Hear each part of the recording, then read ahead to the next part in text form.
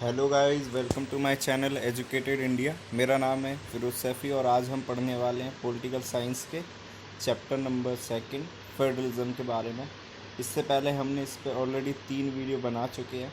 ठीक है, ये पार्ट 4 है, तो जिसने वो नहीं देखी है तो पहले वो देख ले, फिर उसके बाद इन क्वेश्चंस को कंटिन्यू करें। तो चलिए हम शुरू करते हैं अपने। तो लास्ट वीडियो में हमने क्वेश्चन नंबर 30 तक कर लिए थे, अब उससे आगे के हम करेंगे। तो हमारा जो पहला क्वेश्चन है आज की वीडियो का और 31 क्वेश्चन है, in a federal system which of the following statement is incorrect with regards to judiciary. तो पहले स्टेटमेंट को देखेंगे हम, फिर इसमें से हमें गलत बतानी है। ठीक है, कौन सी गलत है, ठीक है, यानी कि इनकरेक्ट है। So the judiciary play an important role in overseeing the implementation of constitutional provision and process. Court have the power to interpret constitution and the powers to different level of government. The High Court act as the highest court of dispute areas between different level of government in the exercise of their respective powers. तो यहाँ पर जो हमारी incorrect है वो यहाँ पर जो इनकरेक्ट है वो सी है, क्योंकि the highest court act is the highest court if distribute. देखो, इंडिया में सबसे बड़ा कोर्ट हाई कोर्ट नहीं होता है, सुप्रीम कोर्ट होता है, तो यहाँ पर हाई कोर्ट लिखा है, तो ये क्या है, ये स्टेटमेंट गलत है। अब सी गलत है, तो यहाँ पे देखो डी जो है, only C means D is the right answer. चलिए next question.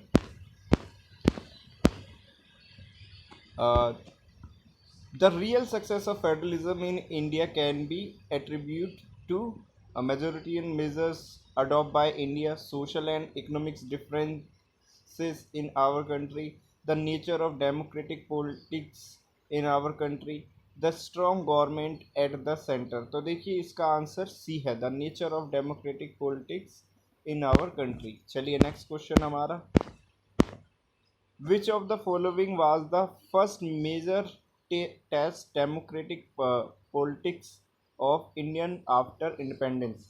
Abolition of privacy powers and nationalism of bank, creation of linguistic state and reservation based on caste। तो आफ्टर इंडिपेंडेंस जो सबसे बड़ा टेस्ट था India के समक्ष वो था क्रिएशन ऑफ लिंग्विस्टिक स्टेट। तो सी इज द राइट आंसर। चलिए next question, linguistics reorganization of state in India took place in which year? 1956, 1976, 1965 या 1992? तो इसका राइट आंसर है ए, 1956। चलिए नेक्स्ट क्वेश्चन। नेक्स्ट क्वेश्चन हमारा, the state of that is not a linguistic state. Tamil Nadu, Gujarat, Karnataka, Jharkhand. तो यहाँ पर इसका आंसर सीधा सिंपल झारखंड है। झारखंड लैंग्वेज बेस्ड स्टेट नहीं है, वो उसको इसलिए अलग किया गया था क्योंकि वो एक माइनिंग वाली जगह थी काफ़ी अच्छी, तो बिहार से इस वजह से उसको अलग कर दिया था। और झारखंड में सारी भाषाएं बोली जाती हैं, ठीक है, हिंदी भी बोली जाती है, मैथाली भी बोली जाती है, और वो जो रीजनल लैंग्वेज है वो भी बोली जाती है, तो लैंग्वेज बेस पे नहीं था ये। तो चलिए नेक्स्ट क्वेश्चन हमारा, accession and reason। तो accession, when the state were formed on the basis of language, some national leader feared that it would lead to dissolution of the country। Reason देखिए, when people with similar identities stay together, isolationist tendency with increase। तो देखिए दोनों ही statement सही है, तो इसका answer क्या हो जाएगा, A. Both A and R is the correct explanation of A. चलिए नेक्स्ट क्वेश्चन हमारा, which of the following language is spoken by the majority of our population? English, Hindi, Bengali, Punjabi. तो हिंदी जो है वो मेजोरिटी ऑफ पीपल इंडिया में बोलते हैं, तो B is the right answer. चलिए next question, how many language include the 8th schedule of the Indian constitution other than Hindi? 23, 21, 22, 24। तो अदर देन हिंदी पूछा है, तो यहाँ पे हो जाएगा 21, B is the right answer. लेकिन अगर यहाँ पे हिंदी नहीं लिखा होता और सिर्फ पूछ लेता 8 शेड्यूल में कितनी लैंग्वेज को है दिया गया है, तो हमारा 22वां आंसर होता। चलिए सी आंसर होता। चलिए नेक्स्ट क्वेश्चन हमारा,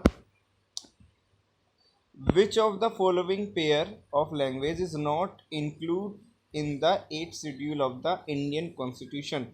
पाली and Tulu, Bodo and Maithili, Nepali, Sindhi and Urdu. तो देखिए यहाँ पे ये पूछा गया है कि कौन सा पेयर सही नहीं है, तो मेजोरिटी ऑफ बच्चे जो है वो सी कर देंगे, क्योंकि नेपाली है तो वो समझेंगे नेपाल की, ये तो नेपाल देश में बोली जाती है। तो देखो ऐसा नहीं है, नेपाली जो लैंग्वेज है वो देखो यहाँ पर Nepali language Sikkim and other parts of west Bengal में बोली जाती है। ये देखो ये 8th शेड्यूल है हमारे कॉन्स्टिट्यूशन का, इसमें हमारी जो लैंग्वेज है और जो कहाँ कहाँ बोली जाती है, उनको कब कब रिऑर्गेनाइजेशन किया गया, ये सब लिखा हुआ है। ठीक है, तो हमारा जो राइट आंसर है वो है हमारा ए, पाली एंड तुलु। चलिए बाकी ये देखो, ये टेबल है, आप इसको अच्छे से देख सकते हो, नोट भी कर सकते हो। ठीक है, इसको पॉज करके आप लिख लेना। चलिए नेक्स्ट क्वेश्चन पर हम आते हैं, which much of in the official work done in the state is in which of the following language? Hindi, English, both and Hindi and English, या D official language of the considerated state? तो इसका answer है D. देखिए जो official language है वो, और जो वहाँ के इलाके की जो भी रीजनल लैंग्वेज है उसमें भी वो कर सकते हैं। ठीक है, ये यहाँ पे इंडिया की जो है लैंग्वेज पॉलिसी को लेके फेयरनेस दिखाता है। चलिए next question, which language is recognize as the national language by the constitution on India? Hindi, English, Tamil या डी नॉन ऑफ दिस? तो इसका आंसर है डी। देखिए हमारे कॉन्स्टिट्यूशन में कोई भी नेशनल लैंग्वेज को रिकॉग्नाइज नहीं किया गया है। ठीक है, तो D is the right answer, none of this. चलिए next question, choose the correct statement regarding language policy of the Indian government. English is our national language. B, citizens are free to choose any language as national language. Hindi is our national language. And D, Constitution of India did not declare any language as the national language.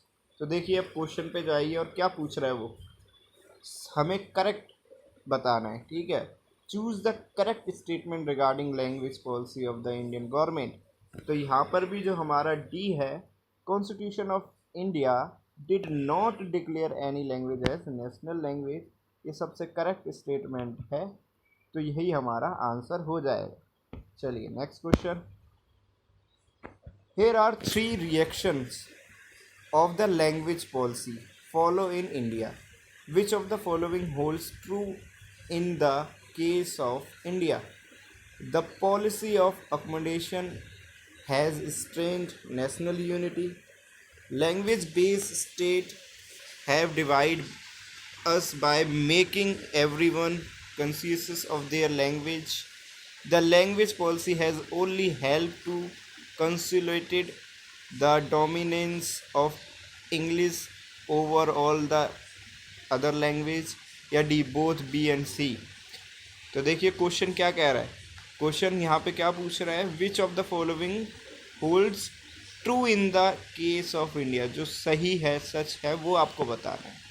तो इसका answer है ए। ठीक है, A is the right answer. The policy of accommodation has strength national unity, A is the right answer. ठीक है, चलिए अब next question पर आते हैं, असर्शन एंड रीज़न वाले पे। Promotion of Hindi continue to be the official policy of the government of India. Reason देखिए, promotion means that the central government impose Hindi on state where people speak a different language. तो देखिए इसका answer क्या है, इसका answer है C, A is true but R is false. ठीक है, A सही है क्योंकि हमारे जो नेता थे उन्होंने हिंदी को प्रमोट किया, उसके लिए पॉलिसी बनाई, लेकिन आर इज़ द रॉन्ग। चलिए next question,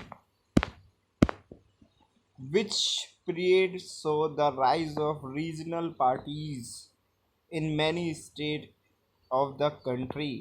Period after 1990, period after 2000, period after 1980 या period after 1970? तो इसका आंसर है ए, period after 1990। चलिए next question, which of the following is not correct regarding a central state relation before 1990? The spirit of federalism was very strong. B.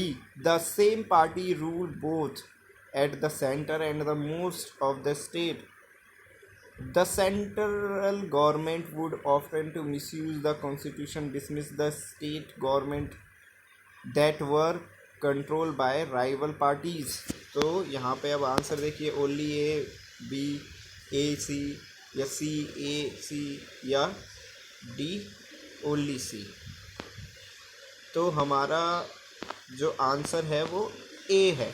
यहाँ पे पूछा गया है नॉट करेक्ट, तो the spirit of federalism was very strong. नहीं, strong नहीं था उस टाइम पे, वीक था। स्ट्रॉन्ग तो बाद में हुआ है ना 1990 के बाद से। तो A is the right answer. चलिए एक और असेशन है रीजन वाला question, The rise of regional parties was also the beginning of the era of coalition government. Reason देखिए, regional parties coming to power made it difficult for the national parties to secure clear majority. तो अब यहाँ पे आपको answer बताना है, तो सही आंसर जो है वो ए है, दोनों ही सही है। देखिए, the rise of nationalism regional parties was also the beginning of the era of coalition, बिल्कुल सही। and regional parties coming to power made it difficult for the national parties to secure clear majority. तो both A and R is true and R is the correct explanation of A. चलिए next question, what is the third tier of the government known as village panchayat, state government, local self government, या ज़िला परिषद? तो इसका answer है C, local self government. It is the third tier of the government. चलिए next question, when power is taken away from central and state government and given to local government is called decentralisation, empowerment, devolution, या democration? तो इसको क्या कहेंगे? Decentralisation, power का विकेंद्रीकरण कर देना, ठीक है, डिवाइड कर देना, डिसेंट्रलाइजेशन, ठीक है, पावर को डिवाइड करना means decentralisation.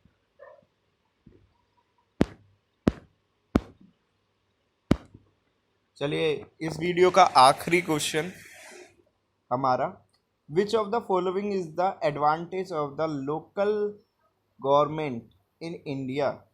It has the democracy in our country. It has approved the democracy at local level in our country. It has failed in conducting the regular election of the local bodies, या none of this? तो इसका answer है A, it has depend the democracy in our country. चलिए इसी के साथ इस video को ख़त्म करते हैं, मिलते हैं अगले वीडियो में। तब तक वीडियो को लाइक कीजिए, सब्सक्राइब कीजिए और अपने फ्रेंड्स के साथ शेयर कीजिए। Thank you for watching.